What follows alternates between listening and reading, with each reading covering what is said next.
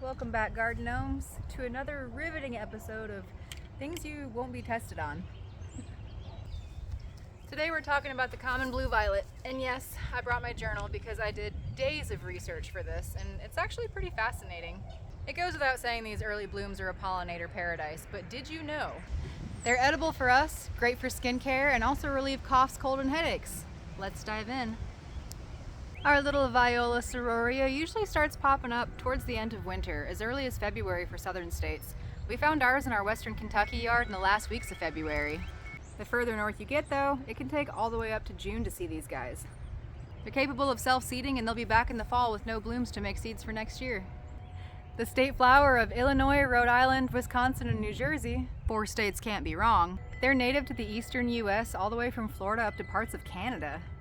A hardy perennial, she does well in shade and can happily grow wherever grass won't, at the edge of woods, forests, even your yard on the north side of your house. It's actually pretty amazing how little sunlight these guys need to flourish. Some consider it invasive because of how easily it spreads, but while it is aggressive, it's not invasive. It's also the one and only exclusive host for fritillary butterfly larvae, of which there are over 40 types across Europe and dozens more across North America. Yet another important pollinator. Go to a golf course if you want to stretch a grass with nothing to offer. The roots are not edible, but they are rhizomal, meaning they sneak along underneath the surface and send up shoots every chance they get. It makes them tough to remove, but honestly, why would you want to? The blossoms themselves can obviously be eaten as is. Raw out of the yard, as long as you don't have pesticides. Use them as a garnish in salad, or even candy them. They can be used to make ice cream, syrups, and jellies.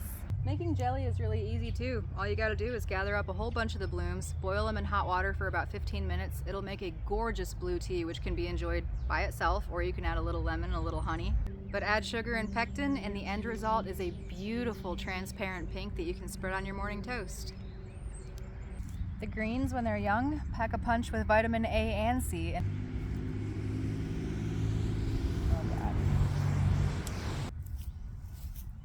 Okay. Sorry about that, guys. My neighbor wants a branch cut, and we went over there and talked for like 15 minutes, so I should have just enough sunshine left to finish this video, I hope. I don't even know where I left off though. Shoot. Oh, right. The greens. So when the greens are young, they actually pack in more vitamin A than its equal weight in spinach. Makes it a great substitute for sandwiches and salads. And a half cup gives just as much vitamin C as 3 oranges. What? Why are we not all just out here grazing? It seems like the thing to do. Yeah, I think I'll cook it first. They're also very high in mucilage content. Mucilage is a gooey polysaccharide responsible for moisture retention, root protection, and seed germination, which is fancy speak for it has excellent moisturizing and anti-inflammatory properties when applied to the skin. To soothe eczema, dry you out some blooms and greens, pack an entire jar full, and then just fill it with olive oil and let it sit in a dark cupboard for about a month. Once it's done, just strain the oil and mix with beeswax. About a 1/4 cup of beeswax to 1 cup infused oil. Need a facial toner or want to reduce blackheads? Just pack a jar with fresh greens and cover it with witch hazel.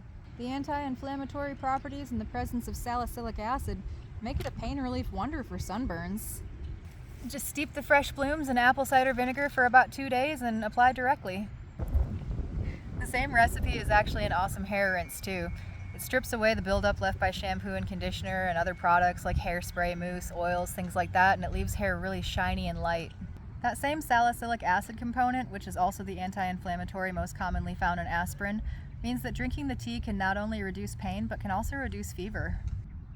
Looking around your yard, you might find something similar, but in white. This is Confederate violet. It's the same species and a naturally occurring bicolor version of the same plant. Double lure for pollinators, and it can be absolutely tiny.